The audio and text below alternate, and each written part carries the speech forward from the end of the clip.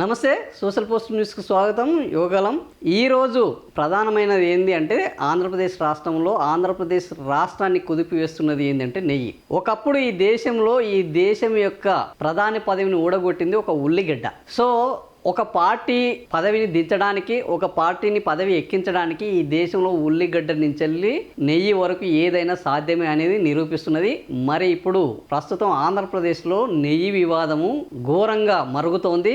ఈ నెయ్యి మరిగి ఎవరి కొంపని మంట పెడుతుంది అనేది తెలియని పరిస్థితి నెలకొన్నది. ఏం జరుగుతోంది అసలు? నెయ్యి గురించి మొట్టమొదట తిరుమల తిరుపతి లడ్డూని, తిరుమల పవిత్రతను, కలియుగ అవతారము, కలియుగ దైవము అయిన వెంకటేశ్వర స్వామిని రాజకీయాల్లోకి లాగింది ఎవరే అంటే ఈరోజు అవునన్న కాదన్న కూటమి ప్రభుత్వం, ముఖ్యంగా చంద్రబాబు నాయుడు. నిన్న ఆంధ్రప్రదేశ్ శాసన మండలిలో ప్లకార్డులు, వెంకటేశ్వర స్వామి ప్లకార్డులు పట్టుకొని వైఎస్ఆర్సీపీ నేతలు గోవిందా గోవిందా ఈ ఆంధ్రప్రదేశ్ను రక్షించు గోవిందా అని అడిగినప్పుడు పయ్యావుల కేశవులు చాలా తీవ్రంగా స్పందించారు. దేవుడిని అడ్డం పెట్టుకొని రాజకీయం చేస్తారా? ఇది ఎంత దౌర్భాగ్యం! దీన్ని ఎట్లా అనుమతిస్తారు చైర్మన్ గారు అని ఆయన మాట్లాడడం జరిగింది.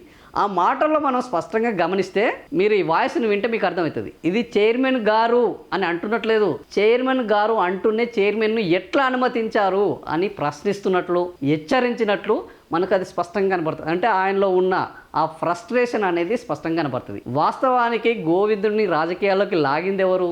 అవునన్నా కాదన్నా ఈ వ్యవహారాన్ని అంతా చూస్తున్న రాష్ట్ర ప్రజలకు స్పష్టంగా కనబడేది ఏంది అని అంటే, ఈ గోవిందుడిని, తిరుపతి లడ్డూని, తిరుమల పవిత్రతని రాజకీయాల్లోకి లాగింది కూటమి.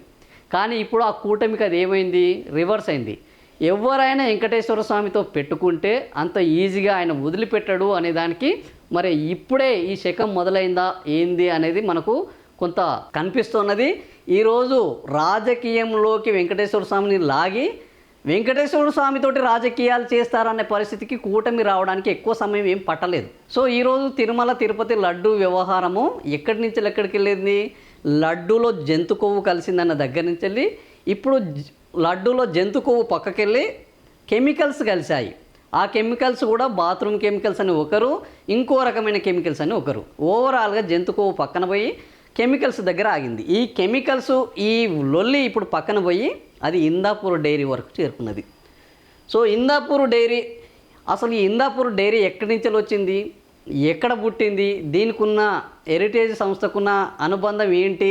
ఇప్పుడు ఇది ప్రధాన చర్చగా మారింది.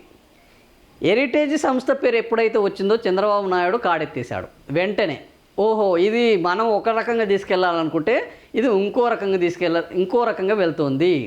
ఇది హెరిటేజ్కి మొత్తానికి పునాదులకు ముప్పు వచ్చే అవకాశము ఉన్నదన్న భయము మొదలైందా? లేకపోతే హెరిటేజ్లోకి లాగడం వల్ల హెరిటేజీ రేపు తిరుమల తిరుపతికి సంబంధించిన భక్తులందరూ రేపు హెరిటేజ్ని, ఈ నిజంగానే హెరిటేజ్ కూడా ఈ కుట్రలో భాగమైందని భావిస్తే హెరిటేజ్ని వాళ్ళు బాయ్కట్ చేసే అవకాశం ఉందా? ఇలాంటి ప్రమాదం ఉందా?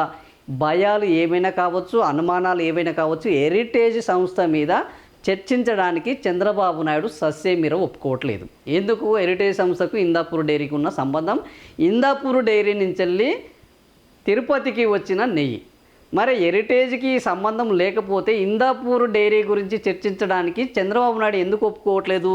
ఇక్కడ హెరిటేజ్ అనుబంధ ఇందాపూర్ డైరీ టీటీడీకి నెయ్యి సరఫరాపై చర్చకు వైఎస్ఆర్సీపీ పట్టు, సభ్యుల వాయిదా, తీర్మానాలను తిరస్కరించిన చైర్మన్.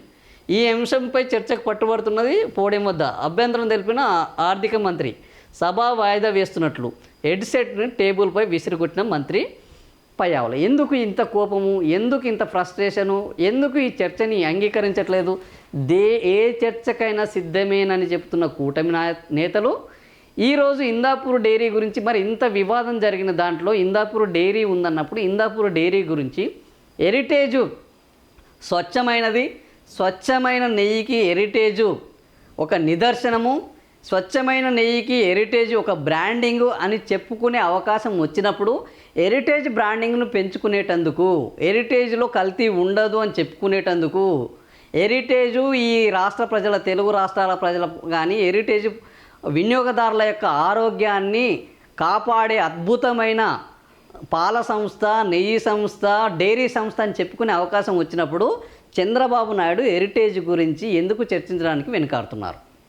ఇప్పుడు ఇది ప్రధానమైన ప్రశ్న. మరి ఈ హెరిటేజ్ వ్యవహారంలో ఒక నెయ్యి ఈరోజు 350 రూపాయలు ఉన్నది 650 రూపాయలకి వెళ్ళింది. ఇందాపూర్ డైరీ విషయంలో చంద్రబాబు నాయుడు ఉన్నప్పుడే ఈ కల్తీ మొదలైందన్న ఒక చర్చ నడుస్తున్నది. ఇలాంటి వాటికి పులి స్టాప్ పెట్టాలంటే హెరిటేజ్ నెయ్యి అత్యంత విశ్వసనీయమైనది, అత్యంత నాణ్యమైనది. అవసరమైతే హెరిటేజ్ నెయ్యిని పంపిస్తామన్న పద్ధతిలో చర్చ జరగాలి. మరి ఎందుకు జరగట్లేదు? నెయ్యి ఈరోజు ఎవరిని అడిగినా, ఒక రైతుని అడిగితే ఒక నెయ్యి తయారు కావడానికి దాదాపుగా 40 లీటర్ల పాలు అవసరమవుతాయి. ఆ 40 లీటర్ల పాలకు ఒక్కో లీటర్కు 100 రూపాయలు వేసుకున్నా 4000 రూపాయలు అవుతుంది. దీనికి ఇంకా ఆ నెయ్యి తయారు చేసే ఖర్చులు అదనము. అలాంటి నెయ్యి ఈరోజు 300కు 500కు ఎట్లా వస్తుంది అని ప్రశ్నిస్తే అందరికీ దొరికే సమాధానము ఈ నెయ్యి ఏది కూడా స్వచ్ఛమైనది కాదు. నిజంగానే ఇప్పుడు వీళ్ళు చెప్తున్నట్టు పాలు లేకుండా తయారయ్యే నెయ్యి. తిరుమల తిరుపతి లడ్డు వ్యవహారంలో ఈ పార్టీ ఆ పార్టీ అనుకుంటా చేసిందంతా కూడా వ్యాపారమే. ఇప్పుడు ఒకరి మీద ఒకరు నిందలు వేసుకుంటున్నారు తప్ప నిజంగా స్వచ్ఛమైన నెయ్యి పాలతో అత్యంత ఆర్గానిక్ పద్ధతిలో ఒక పవిత్రమైన విధానంలో ఈ నెయ్యిని తయారు చేసి లడ్డూలకు ఇవ్వాల్సి వస్తే ఈరోజు వీళ్ళు ఇస్తున్న టెండర్లు కానీ వీళ్ళు ఇస్తున్న పైసలు దీనికి సరిపోవు. మరి ఇలాంటి విషయాన్ని బయటికి తీసుకొస్తే అసలు రంగు అన్నీ బయటపడతాయని భయపడుతున్నారా? హెరిటేజ్ చేసే నెయ్యిలో కూడా ఇలాంటి పవిత్రత, ఇలాంటి స్వచ్ఛత లేదు అనే భయం చంద్రబాబు నాయుడుని వెంటాడుతుందా? ఇన్నేళ్ళు ఎందుకంటే వెంకన్న స్వామితో పెట్టుకుంటే మొత్తము కుప్ప కూలిపోతారు అనేది నిజం. ఇది గతంలో అనేక సార్లు రుజువైంది. ఇప్పుడు చంద్రబాబు నాయుడు తిరుపతి లడ్డూని రాజకీయం చేయడం కోసం తీసుకొచ్చిన విధానం ఇప్పుడు హెరిటేజ్ పునాదులను కదిలించబోతుందా అన్న సందేహాలు వ్యక్తమవుతున్నాయి. మరి ఇందాపూర్ డైరీ విషయంలో వీళ్ళు హెరిటేజ్ విషయంలో స్వచ్ఛత, పవిత్రత పైన చర్చకు అంగీకరిస్తారా? నిజంగా వాళ్ళలో నాణ్యత ఉంటే చర్చకు అంగీకరించాలి, నాణ్యత లేకపోతే చర్చ నుంచి తప్పించుకోవాలి. సో మరి మీరు ఎటువైపు ఓటేస్తారో మీ అభిప్రాయాన్ని మీ కామెంట్ల రూపంలో తెలియజేయండి. లడ్డు పవిత్రమైనది కావాలి, లడ్డుకు నాణ్యత ఉండాలి అనేది మాత్రమే మా వాదన. మా వాదనతో మీరు ఏకీభవిస్తే మీ అభిప్రాయాన్ని తెలియజేయండి. Thank you for watching.